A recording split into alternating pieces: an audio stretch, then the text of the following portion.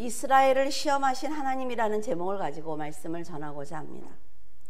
학생들에게 시험이 없다면 그들의 실력을 알 수가 없을 것입니다. 그래서 학생들을 가르치는 선생님들은 그들의 실력 향상을 위해서 알고 있는 지식을 전달하기 위해 최선을 다하고 계시는 것입니다.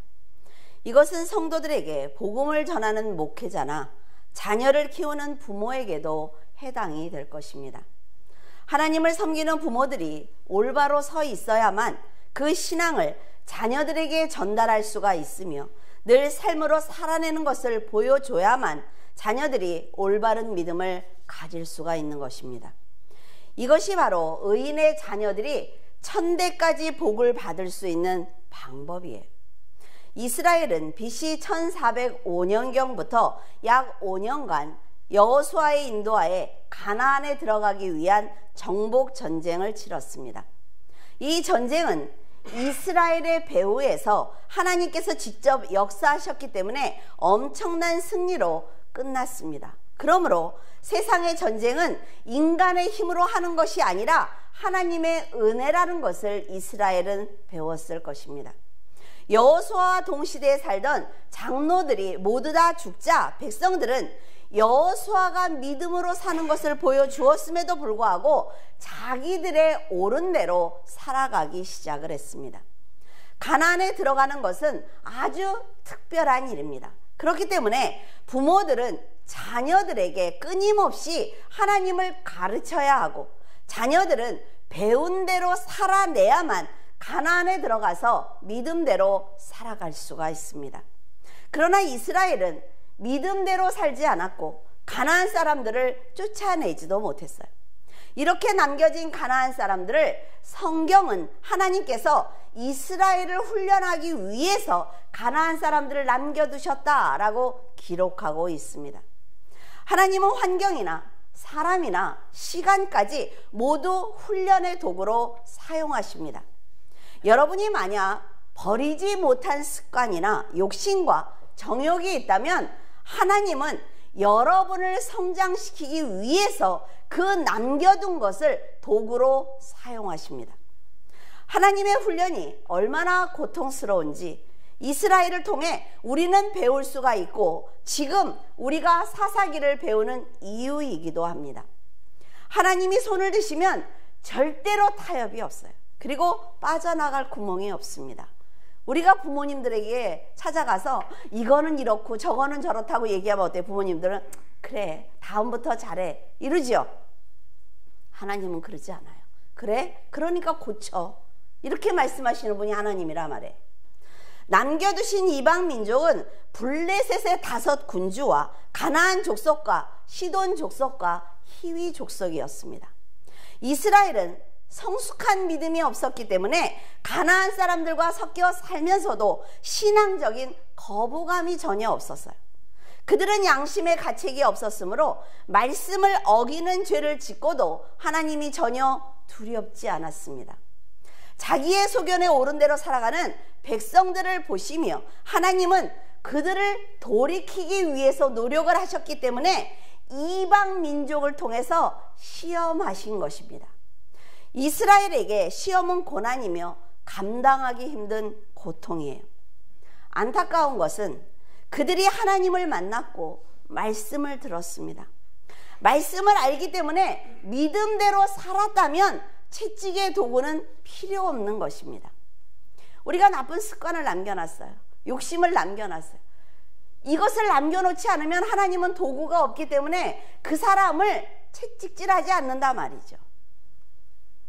처음부터 명령하신 대로 그들을 쫓아냈더라면 하나님께서는 그들이 승리하도록 은혜를 주셨을 것이고 평안과 안식을 주셨을 것입니다. 이들은 가나안이라는 축복을 아주 엄청난 축복을 받았음에도 불구하고 올바른 선택을 하지 못했기 때문에 하나님이라는 지름길을 놔두고 인생을 돌아가게 된 것입니다. 신명기 8장 2절 내 하나님 여호와께서 이 40년 동안 내게 광야길을 걷게 하신 것을 기억하라. 이는 너를 낮추시며 너를 시험하사 내 마음이 어떠한지 그 명령을 지키는지 지키지 않는지 알려 하심이라. 하나님께서는 자녀들의 신앙이 올바로 섰는지 아니면 세상을 향해 있는지 끊임없이 시험하십니다. 절대자이신 하나님은 자녀들을 천국으로 인도하려는 사랑을 가지고 계세요. 그러므로 자녀들을 향한 긴장을 절대로 늦추지 않습니다. 이스라엘이 광야에서 40년 동안 살았던 그 시간과 환경은 인간적인 입장에서 볼 때는 굉장히 고통스러운 일이에요. 하지만 옷과 신발이 헤어지지 않게 하시고 만나를 주셨으며 하나님이 안전한 울타리가 되어주신 것은 하나님의 백성은 어떤 환경을 만날지라도 내가 늘 너와 함께 동행하고 있어 라는 것을 가르치는 시간이었습니다. 만약에 이스라엘이 평안할 때만 하나님이 동행하신다면 희망이 없을 것입니다. 정말 우리가 잘 살 때만, 그리고 내 자녀들이 잘 될 때만 하나님이 나와 동행하시면 우리에겐 희망이 없어요. 이처럼 이스라엘 백성이 광야에서 산 것은 우연이 아니라 최종 목적지인 가나안에 들어갔을 때 어떤 환경을 만나더라도 변하지 말아야 한다는 것을 가르쳐 주신 시간인 것입니다. 그러나 이스라엘은 가나안 사람들이 풍족하게 사는 것을 보았어요. 그리고 흔들리기 시작을 했습니다. 광야 생활과 전쟁을 통해서 하나님의 존재를 알았음에도 불구하고 실족하고 만 것입니다. 예를 들어 여러분도 하나님께 훈련을 받은 시간과 경험이 있을 것입니다. 간절한 소원을 통해 하나님께서 기도를 들어주신다라는 경험을 했을 것입니다. 그리고 위험한 고비였는데 넘기는 기적도 하나님이 보여주신 적이 반드시 있을 거예요. 그리고 그 응답을 받은 여러분은 아주 크게 기뻐하면서 하나님이 서원하라는 말도 안 했는데 스스로 나는 하나님을 배신하지 않겠습니다 라는 서원을 했을 것입니다.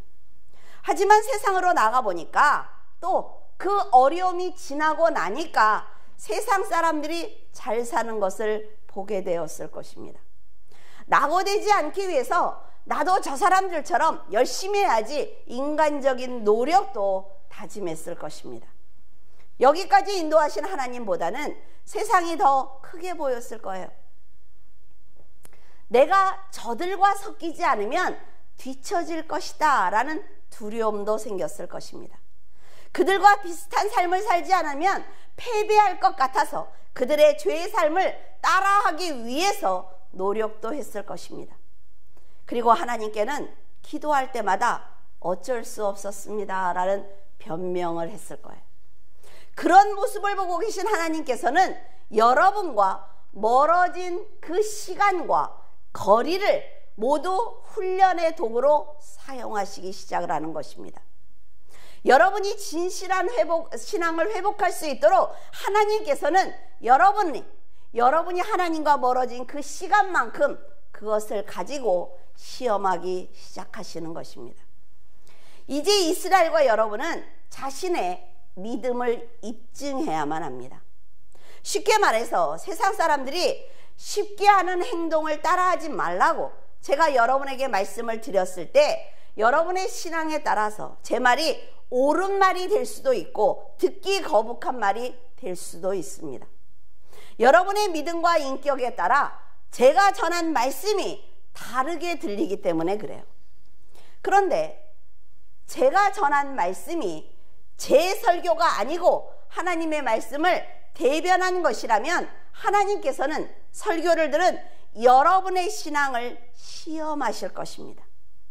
그러면 여러분은 자신의 믿음을 하나님께 입증해야 할 것이며 시험에 통과해야만 고난을 당하지 않을 거예요. 하나님은 이스라엘이 하나님의 뜻대로 살아주기를 바라셨지만 그들은 가나안 사람들의 딸을 취하여 아내로 삼았습니다. 그들이 섬기는 신을 섬기며 우상 앞에서 술을 마시고 음란한 행동을 서슴없이 행한 것입니다. 여러분이 하나님이라면 이런 사람들을 끝까지 품어주시겠습니까? 우리는 복을 받기를 원해요. 복을 받으려고 하면서도 정작 복을 주시는 하나님의 말씀을 거역하는 이런 사람들에게 하나님이 어떻게 복을 줄 수가 있겠어요? 하나님께서는 분명히 가나안 사람들을 쫓아내라 라고 말씀을 하셨습니다. 왜냐하면 가나안 사람들과 섞여 살게 되면 그들이 하는 행동이 처음에는 거부감이 듭니다. 하지만 반복해서 보게 되면 거부감이 사라질 것이고 쉽게 그들과 동일한 행동을 할 수 있기 때문에 그들을 쫓아내라 라고 말씀하신 거예요. 만약 이스라엘이 가나안을 정말로 쫓아내기 위해서 최선을 다했습니다. 그런데 연약함도 있을 것이고 지형적인 면도 있어서 쫓아내지 못했어요.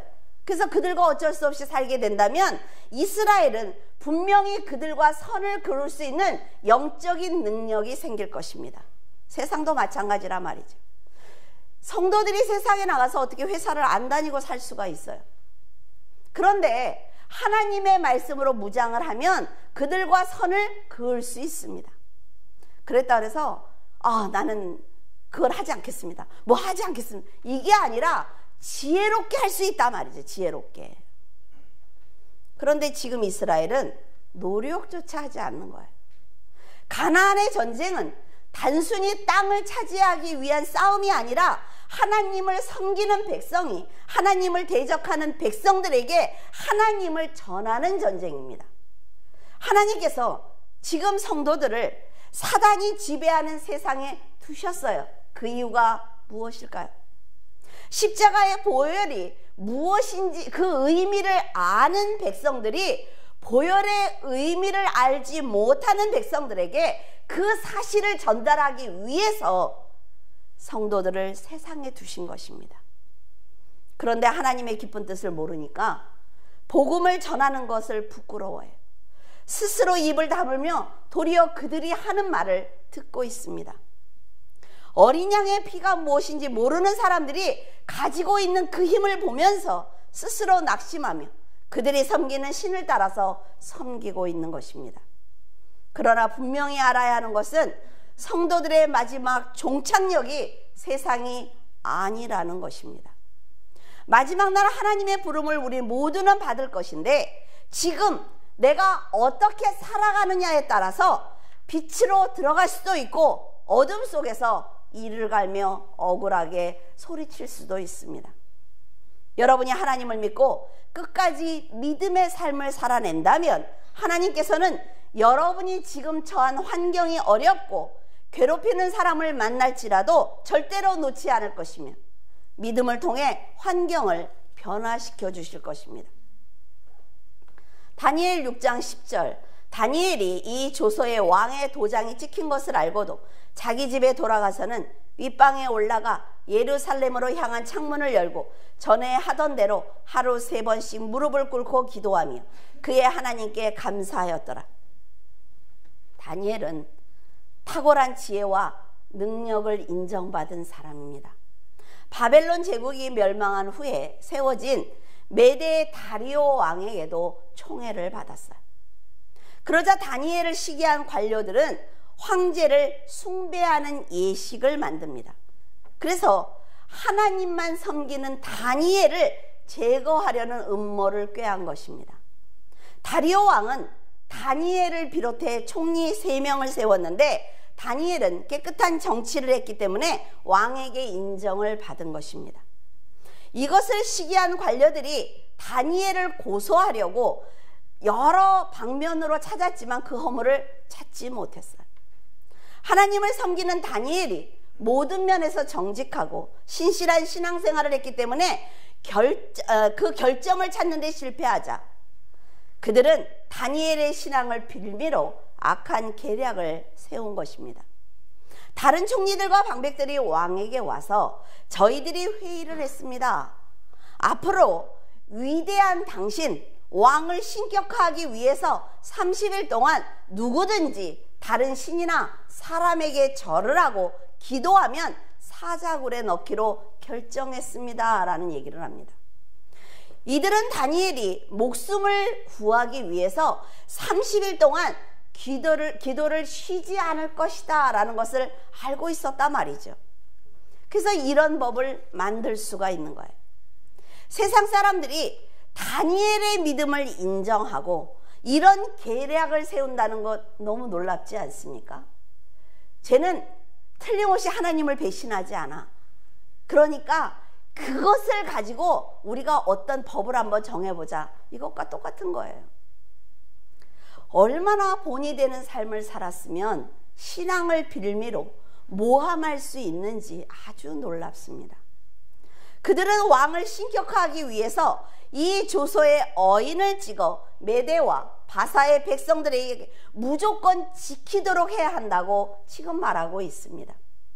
그러자 다리오 왕은 자기를 신격화한다니까 싫을 이유가 없는 거예요. 그래서 어인을 찍어서 금령을 내립니다. 절대로 30일 동안 다른 신이나 사람에게 절하지 마라. 하나님을 섬기는 다니엘에게 아주 큰 위기가 찾아왔습니다. 이제 그는 삶과 죽음을 스스로 선택해야 하는 순간을 맞이한 것입니다. 다니엘은 총리와 관료들이 이스라엘 사람인 자신을 시기하는 것을 알고 있었어요. 자신을 위기에 빠뜨리려고 이 계획을 세운 것도 알고 있었습니다. 어쩌면 왕의 명령을 거역하고 하나님께 기도를 드리는 순간 지금 자기가 누리고 있는 힘과 권세와 목숨까지 다 빼앗길 것이다 라는 것도 알고 있었습니다. 이런 상황이라면 여러분은 어떤 선택을 하시겠습니까? 그래, 위기를 일단 넘기자. 일단 넘기고 또 하나님한테 잘하면 되지. 그런 생각을 하지 않겠어요? 하지만 다니엘은 이 모든 사실을 알면서도 자기 집으로 돌아가서 예루살렘을 향해 창을 열고 하나님께 감사 기도를 드리기 시작을 했습니다. 하나님께서 포로된 자신을 지금까지 지켜주셨다는 것을 안다 말이죠. 그러니까 자기의 생명까지도 하나님의 것이라는 것을 인정하는 것입니다. 다니엘의 행동을 주시하고 있던 그들은 왕에게 달려가서 다니엘이 지금 금령을 어긴 사실에 대해서 고했습니다.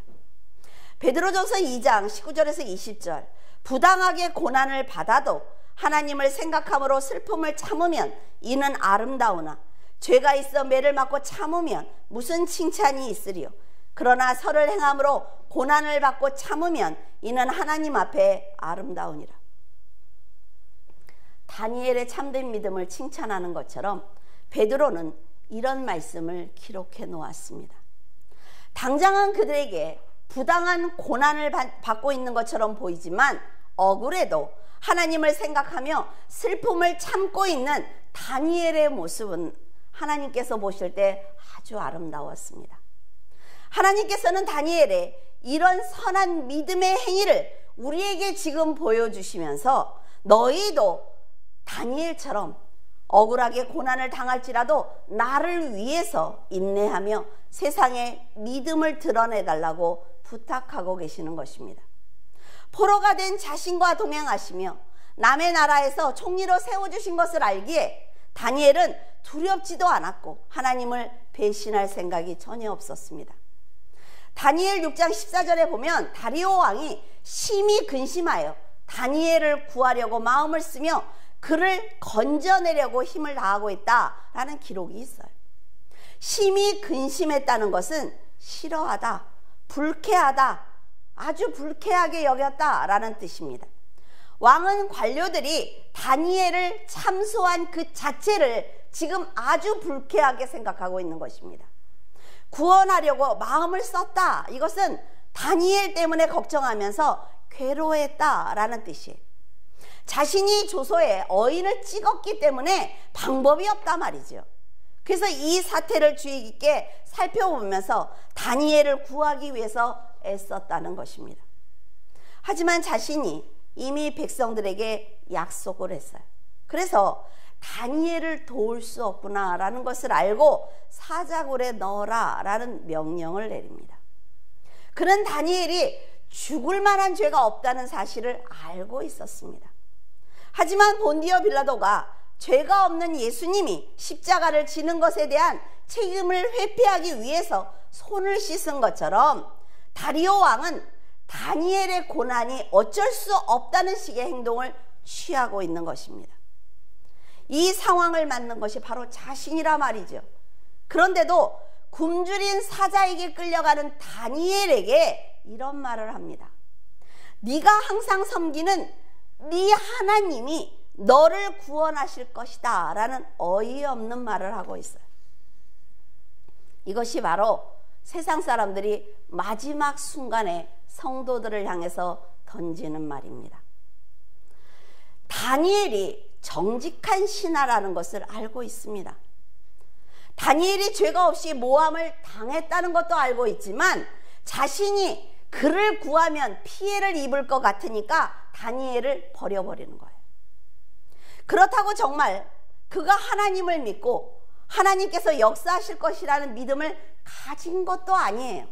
그러면서도 네가 그토록 목숨을 다해 믿는 하나님께서 하나님께 네가 기도를 해서 그 하나님의 도움으로 살아나라 라는 말을 하고 있는 것입니다. 그리고 말과는 다르게 다니엘을 던진 굴 입구를 막아버리고 어인과 귀인들의 인을 쳐서 그 입구를 다 봉해버렸습니다. 그러니까 굴이라고 해서 이렇게 생긴 굴이 아니라 구덩이를 얘기하는 거예요. 죽지 않아도 스스로 나올 수 없다 말이죠. 이것은 다니엘을 시기하던 관료들의 철저한 계산에 의한 것이며 반드시 다니엘을 죽이겠다는 그들의 의지입니다. 포로로 끌려와서 남의 나라에 살고 있지만 낙심하지 않고 목숨을 다해 믿음을 지켰던 다니엘은 하나님을 향한 그 사랑 때문에 이제 죽게 되었습니다. 그는 하나님을 잘 섬겼다는 이유로 죽음을 맞이하게 된 거예요. 이런 다니엘을 보면서 사람들은 무슨 말을 했을까요? 그렇게 전능한 하나님이라면 자신을 섬기는 백성이 곤경에 처한 것을 보면서 가만히 있으면 안 되는 것 아니냐라고 하나님을 조롱했을 것입니다. 굶주린 사자들에게서 다니엘을 구하는지 한번 보자라는 말을 했을 거예요. 예수님이 십자가에 달렸을 때 네가 메시아라면 그 십자가에서 내려와 너를 구원해봐 라고 조롱하던 사람들과 동일한 행동을 했을 것입니다. 이런 상황에서 다니엘은 어떤 생각을 했을까요? 편안하고 풍족할 때만 하나님을 믿는 신앙을 가졌다면 다니엘은 사자굴로 끌려가면서 살려달라고 소리치면서 울었을 것입니다. 자기는 지금까지 의심하지 않고 열심히 하나님을 믿었는데 하나님께서 어떻게 이렇게 가장 비참한 상황을 만들 수 있는지, 왜 나를 여기서 구해주지 않는지 하나님을 향해서 원망했을 것입니다. 하필이면 왜 나냐는 거지요. 왜 내가 이런 일을 당해야 합니까? 내가 당신을 위해서 이렇게 열심히 헌신을 했는데 왜 나냐고 부르짖었을 것입니다. 하지만 다니엘의 신앙은 달랐어요.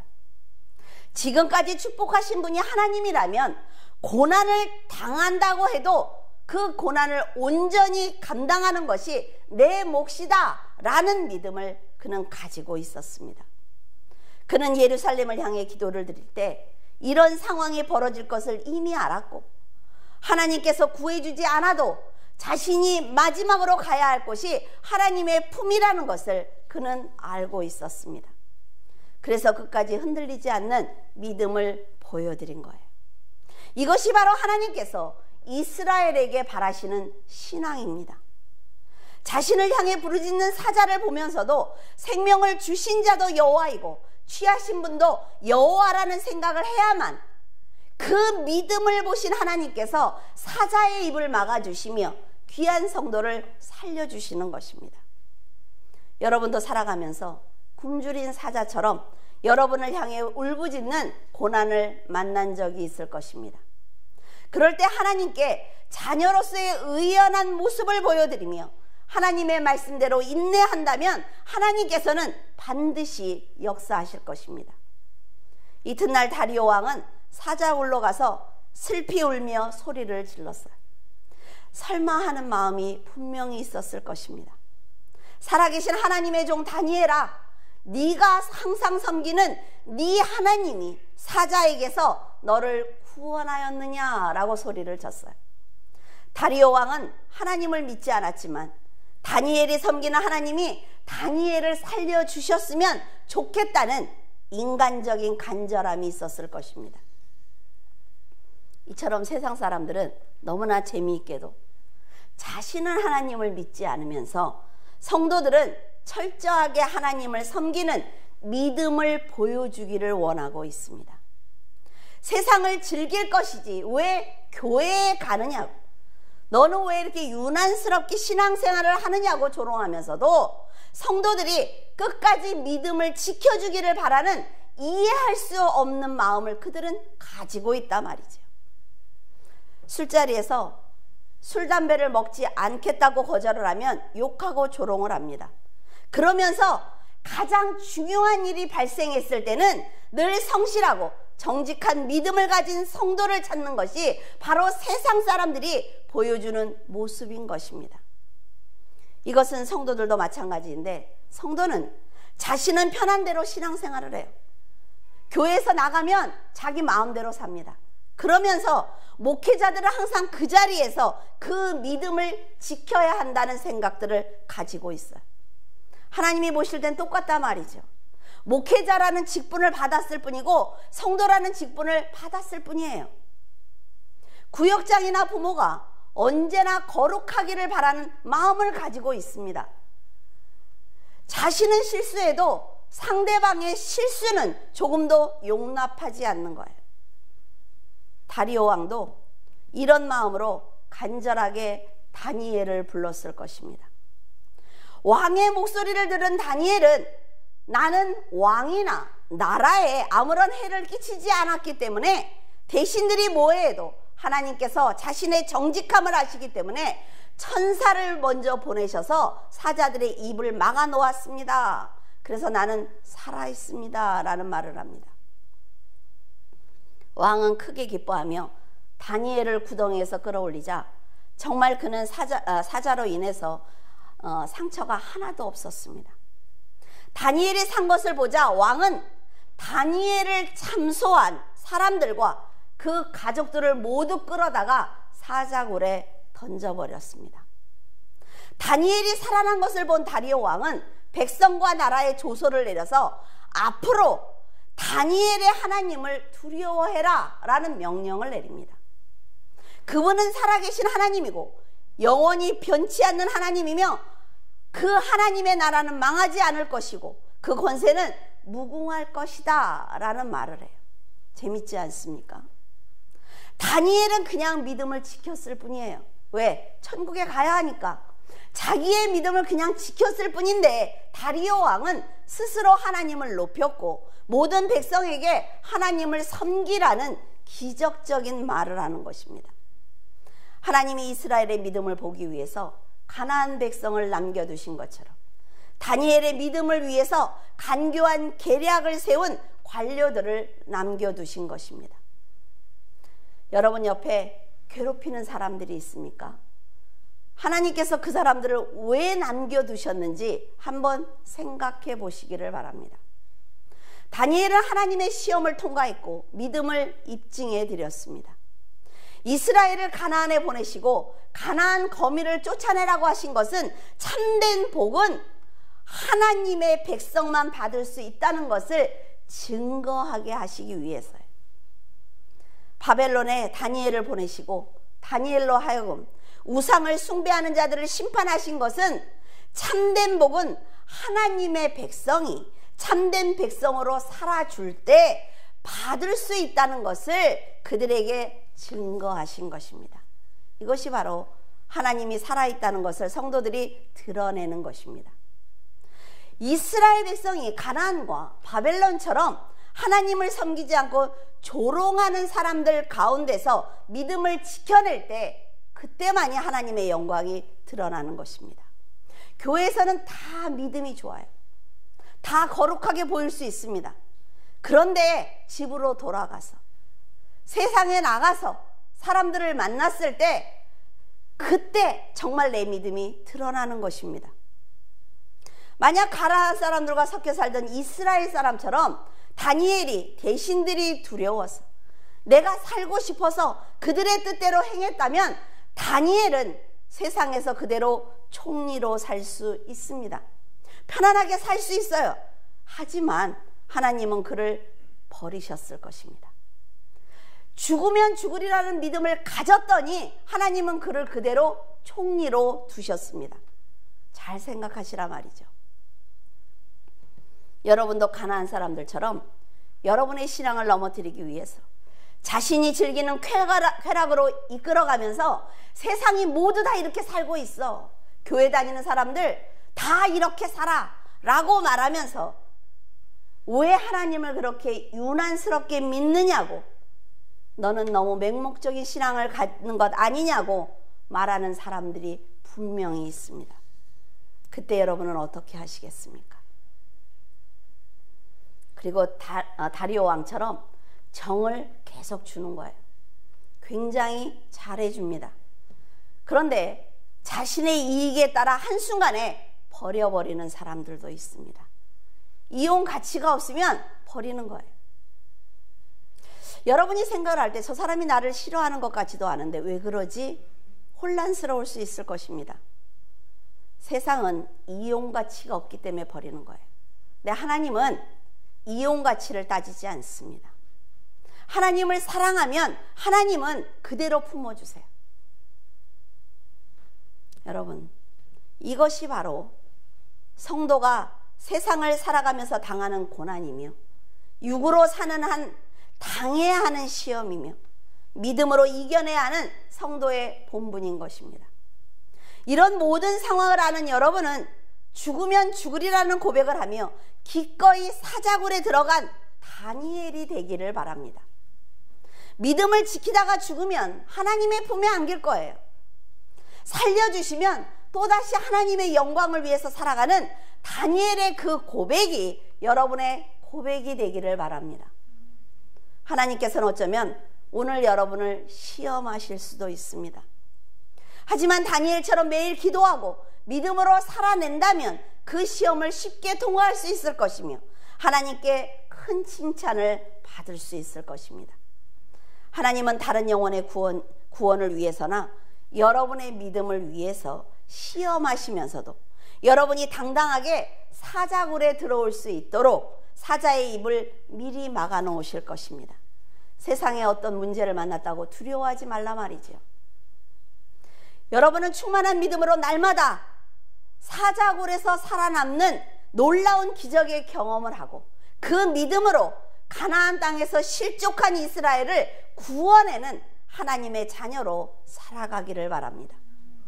언제나 하나님께서 원하시는 뜻을 믿음으로 드러내는 성도가 되시기를 예수 그리스도의 이름으로 축원을 드립니다.